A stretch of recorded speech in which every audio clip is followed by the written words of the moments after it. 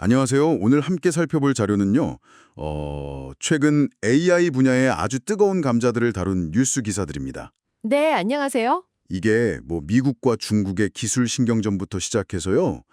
빅테크 기업들의 인재 영입 전쟁, 그리고 이건 거의 상상 속에서나 나올 법한 그런 초소형 감시 기술까지 정말 흥미로운 소식들이 많더라고요. 네, 정말 눈길을 끄는 소식들이 많죠. 그래서 저희는 이 소식들이 AI 기술의 어떤 현재 지형, 그리고 뭐 우리 사회에 어떤 의미를 던지는지 그 핵심만 좀 빠르게 짚어보려고 합니다. 네, 좋습니다.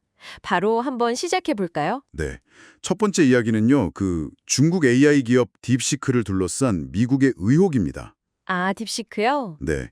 미국 정부가 이 딥시크가 중국 군부, 그러니까 PLA죠. 인민해방군, 그리고 정보기관을 막 돕고 미국의 고성능 AI 칩 수출 통제, 이걸 피하려고 했다. 이렇게 주장을 하고 나섰어요. 구체적으로 어떤 근거를 제시했나요? 구체적으로 보면 이제 동남아시아의 페이퍼 컴퍼니를 통해서 엔비디아 H100 같은 아주 최첨단 칩을 구하려고 했다는 거고요. 아, 페이퍼 컴퍼니를요? 네. 그리고 군 관련 기관하고 뭔가 조달 문서 같은 것도 150건 넘게 발견됐다. 이런 이야기입니다. 심지어 사용자 데이터가 중국의 어떤 감시 시스템으로 흘러갈 수 있다. 이런 우려까지 나왔고요.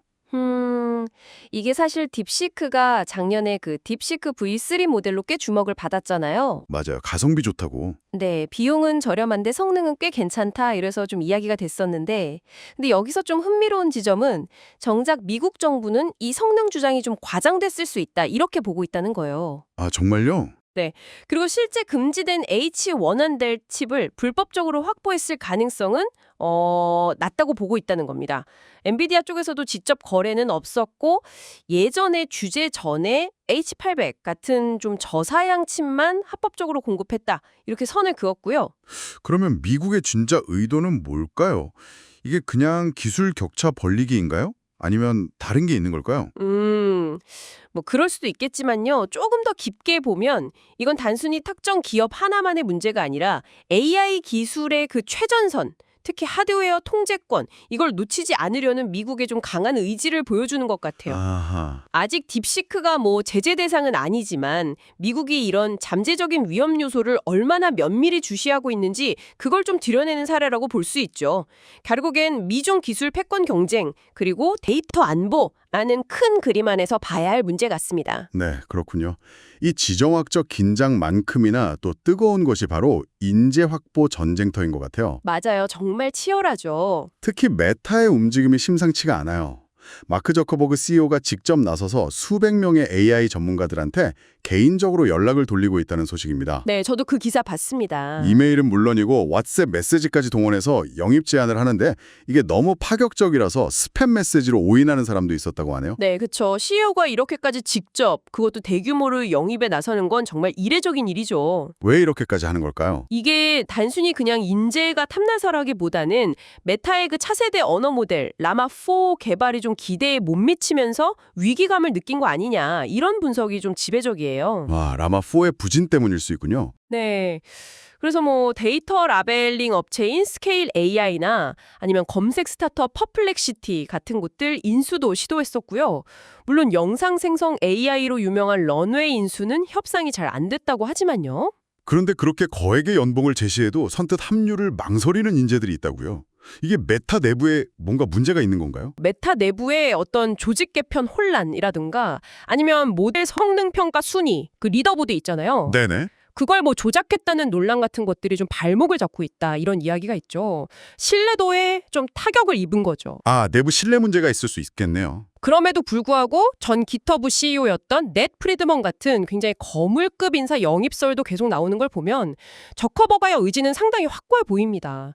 AI 패권을 잡기 위해서 기업들이 얼마나 정말 필사적인 노력을 하는지 보여주는 단적인 예라고 할 수 있겠습니다. 정말 치열하네요. 자, 마지막 소식인데요. 이건 정말 영화에나 나올 법한 이야기입니다. 어떤 건가요? 중국에서 실제 모기 크기만한 초소형 정찰 드론을 개발해서 공개했다는 거예요. 모기 크기요? 와. 네, 손가락 사이에 들어갈 정도로 작고요. 날개가 4개 달린 버전은 심지어 휴대폰으로 조정도 가능하다고 합니다. 휴대폰으로요? 대단하네요. 주요 목적은 역시 정보 수집, 그러니까 스파이 활동으로 추정되고요. 이건 뭐 단순한 장난감 수준이 아니네요. 전자공학, 센서, 배터리, 제어 시스템 같은 첨단 기술이 정말 집약된 결과물이라고 봐야겠죠. 그렇죠. 특히 이렇게 작은 크기에서 어떻게 전력 효율을 높이고 또 안정적인 통신을 확보했는지 이게 아마 핵심 기술일 겁니다. 물론 뭐 감시 목적 외에도 재난 현장에서 인명 구조라던가 이런 긍정적인 활용 가능성도 분명히 있겠지만 아직은 좀 실험 단계로 보여요. 아직은 실험 단계군요. 정말 기술 발전이 놀라우면서도 한편으로는 좀 걱정이 되기도 하네요. 그렇죠. 근데 여기서 중요한 건 이 모기 드론이 보여주는 어떤 상징성인 것 같아요. 상징성이요? 네, 감시 기술이 과연 어디까지 발전할 수 있는가? 그리고 이런 극소형 기술이 미래에 어떤 정보전이나 국방 전략에 어떤 변화를 가져올지 그 잠재력을 보여주는 거죠.